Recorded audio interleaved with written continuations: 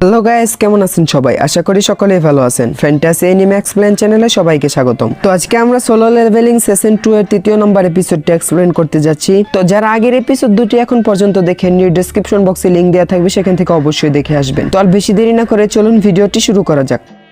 তো এপিসোডের শুরুতে আমাদের একটি ডানজানের সিন দেখানো হয় আর আমরা দেখতে পাই ইও এবং জিনহু মিলে সেই ডানজানের ভিতর রেড দিয়েছে। আর সেখানে গিয়ে জিনহু শ্যাডো আর্মি মনস্টারদের সাথে লড়াই করছিল এবং জিনহু ইও মিলে সেটা পাশে বসে দেখছিল।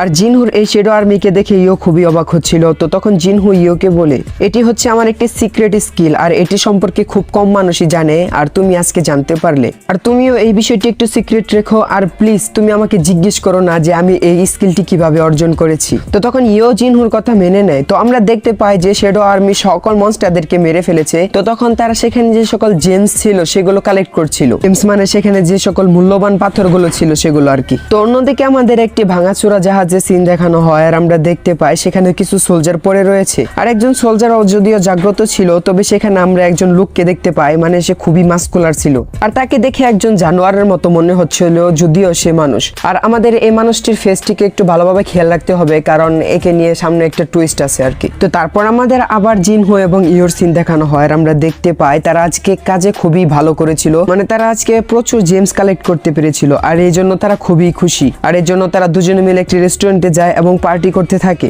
তো তখন জিনহু ইওকে বলে, আমি এক জায়গায় যাচ্ছি, হয়তো তোমার সাথে আমার কয়েকদিন কন্ট্যাক্ট হবে না। তো তখন ইও জিনহুকে বলে, তুমি কি চলে যাচ্ছ নাকি আমার সাথে কাজ করে তোমার সত্যি ভালো লাগছে না, এই জন্য তুমি আমার থেকে লুকাতে চাচ্ছ? তো তখন জিনহু ইওকে ক্লিয়ার করে দেয় যে আসলে বিষয়টা ঠিক তেমন না, মানে জিনহুর সত্যি কোনো জায়গায় একটা কাজ আছে যার কারণে তার কিছুদিন বাইরে থাকতে হবে। তো তখন ইও জিনহুকে বলে যে আমার বড় ভাইয়ের সাথে সত্যি বলতে আমার বন্ডিং তেমনটা ভালো নয়, আর কোনোদিন আমরা একসাথে বসে কথাও বলিনি। সত্যি বলতে আমি আমার বড় ভাইয়ের আদর খুবই মিস করি, যদি আমার বড় ভাই তোমার মতো হতো। তো তখন জিনহু হাসতে হাসতে বললে, আচ্ছা ঠিক আছে যাও, আজ থেকে তুমি আমার ছোট ভাই। আর এই কথা শুনে ইও তো খুবই খুশি হয়ে যায়। তার সামনে যতগুলো খাবার ছিল সে সবগুলো জিনহুকে দিয়ে দেয় আর বলতে থাকে তুমি এই সবগুলো খেয়ে নাও, মানে ইও খুবই এক্সাইটেড আর কি। তো অন্যদিকে যে লোকটিকে আমরা জাহাজে কিছুক্ষণ আগে দেখেছিলাম সেই লোকটিকে আমরা একটি জেলে বন্দি দেখতে পাই আর বাইরে দুজন লোক দাঁড়িয়ে কথা বলছিল। তো তখন সেই লোকটি বলতে থাকে যে সে কিছু বছর আগে একটি গেটের ভিতর আটকা পড়েছিল, মানে একটি ডানজানের ভিতর। তবে কিছুদিন আগে সেই ডানজানের গেটটি আমেরিকাতে ওপেন হয়েছে আর সে সেখান থেকেই বের হয়েছে। তবে সেই লোকটি ইংলিশে কথা বলতে পারতো না, সে হচ্ছে জাপানিজ আর কি। আর বাইরে থাকা সেই লোক দুটি তার ভাষা বুঝতে খুবই কষ্ট হচ্ছিল, আর এই জন্য তারা এস র্যাঙ্কের হান্টার মানে সেই ডংসুককে ডাকে তার ভাষাগুলো ট্রান্সলেট করার জন্য। ডংসুক ইংলিশ এবং জাপানিজ দুনো ভাষায় খুবই পারদর্শী ছিল। তো অন্যদিকে আমাদের জিনহুর সিন দেখানো হয় আর আমরা দেখতে পাই জিনহু সকাল সকাল বের হচ্ছিল কোনো জায়গায় যাওয়ার জন্য। তো তখন জিনহা তাকে জিজ্ঞেস করতে থাকে যে সে কোথায় যাচ্ছে। তো তখন জিনহু বলে সে এক সপ্তাহের জন্য কোনো একটা জায়গায় ট্রিপে যাচ্ছে। তো তখন জিনহা তাকে বলে তুমি কার সাথে যাচ্ছ, তুমি তো আমাকে কোনোদিনও বললে না যে তোমার গার্লফ্রেন্ড আছে। তো তখন জিনহু বলে যে আমি আমার বন্ধুদের সাথে যাচ্ছি আর তুমি একটু বেশি পাকনামি করছো ইদানিং।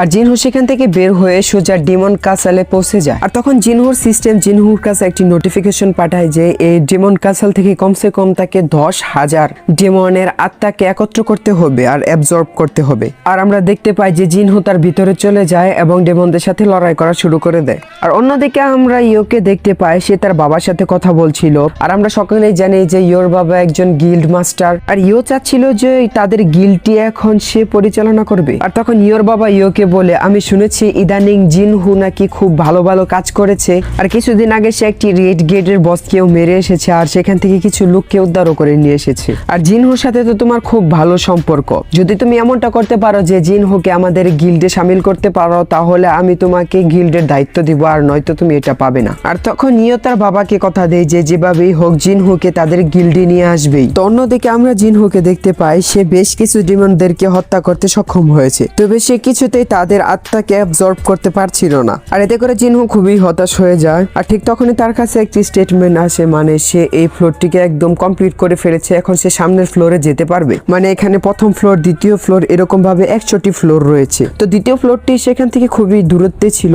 তো জিনহু তখন তার শ্যাডো আর্মি থেকে তার আইস বিয়ারের যে বস আছে তাকে বের করে নেয় এবং তার পিঠে উঠে জিনহু যেতে থাকে। তো রাস্তায় কিছু ডেমন তাদের উপর হামলা করে, তবে আইস বিয়ারের যে বস আছে সে তো খুবই শক্তিশালী ছিল, সে এক ঘুষিতে সকল ডেমনদের দফা রফা করে সামনে এগিয়ে যেতে থাকে। তো এরকম ভাবে দেখতে পাই যে আমরা জিনহু সেকেন্ড ফ্লোর, থার্ড ফ্লোর এরকম ভাবে বেশ কিছু ফ্লোর পার করে ফেলেছে।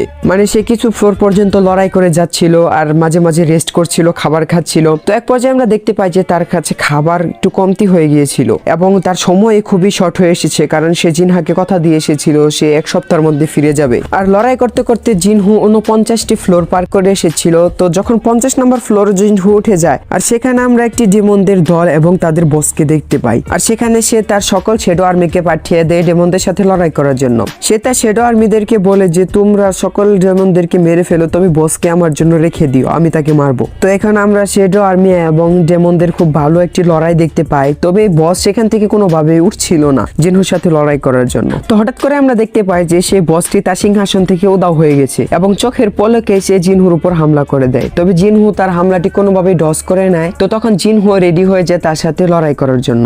আর এখানে আমরা জিনহু এবং ডেমনদের বসের মাঝে খুব খতরনাক একটি লড়াই দেখতে পাই। আর লড়াইয়ের এক পর্যায়ে জিনহু সে বসটিকে মারতে সক্ষম হয়। তো অন্যদিকে আমরা ডংসুককে দেখতে পাই সে সেই লোকটিকে কিছু একটা জিজ্ঞেস করছিল। তখন ডংসুক সেই লোকটিকে জিজ্ঞেস করে, আচ্ছা বলো তো তুমি কতদিন আগে সেই গেটের ভিতর আটকা পড়েছিলে? তবে সেই লোকটি তার সঠিক হিসাব জানতো না। তো তখন ডংসুক বলে, তোমার কি ওয়াইফ এবং বাচ্চা আছে? তখন সেই লোকটি বলে হ্যাঁ। আর যখন ডংসুক সেই লোকটি ছেলের নাম জিজ্ঞেস করে তখন সেই লোকটি বলে জিনহু, মানে এই লোকটি হচ্ছে আমাদের হিরো জিনহুর বাবা। আর এই জন্য আমি আপনাদেরকে বলেছিলাম এই লোকটির ফেস খেয়াল রাখার জন্য। আর জিনহুর নাম বলতেই তো ডংসুক তাকে চিনে ফেলে আর সে বলতে থাকে যে আপনার ছেলে তো মারা গিয়েছে। মানে ডংসুক তো তখন দেখে গিয়েছিল যে জিনহু একটি রেড গেটে আটকা পড়েছে আর সে একজন ই র্যাঙ্ক হিরো, আর ই র্যাঙ্ক হিরো তো কোনোভাবে রেড গেট থেকে বেঁচে বের হতে পারবে না। তো ডংসুক ভেবেছে হয়তো জিনহু মারা গেছে।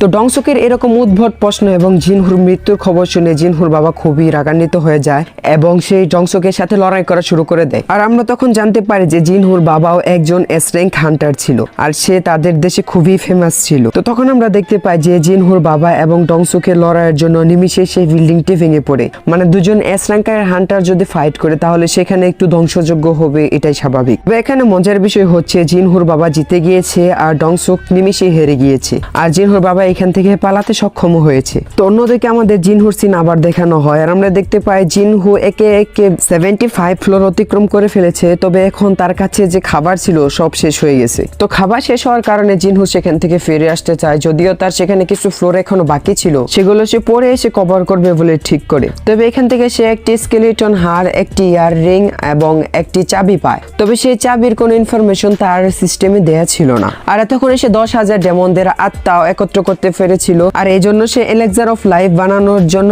এক ধাপ এগিয়ে যায়। আর আমরা তো সেশন 1-এ দেখেছি যে জিনহুর মা খুবই অসুস্থ আর তাকে বাঁচাতে হলে এলেক্সার অফ লাইফের প্রয়োজন পড়বে আর জিনহু তার জন্য চেষ্টা করে যাচ্ছে। আর এখানে এই এপিসোডটি শেষ হয়ে যায়। তো বন্ধুরা এই এপিসোডটি কেমন লাগলো তা অবশ্যই কমেন্টে জানাবেন। ভালো লাগলে একটি লাইক তো অবশ্যই করবেন আর আপনার বন্ধুদের সাথে শেয়ার করতে ভুলবেন না। তো দেখা হচ্ছে আগামী ভিডিওতে, ততক্ষণ পর্যন্ত সকলে ভালো থাকবেন, সুস্থ থাকবেন। আল্লাহ।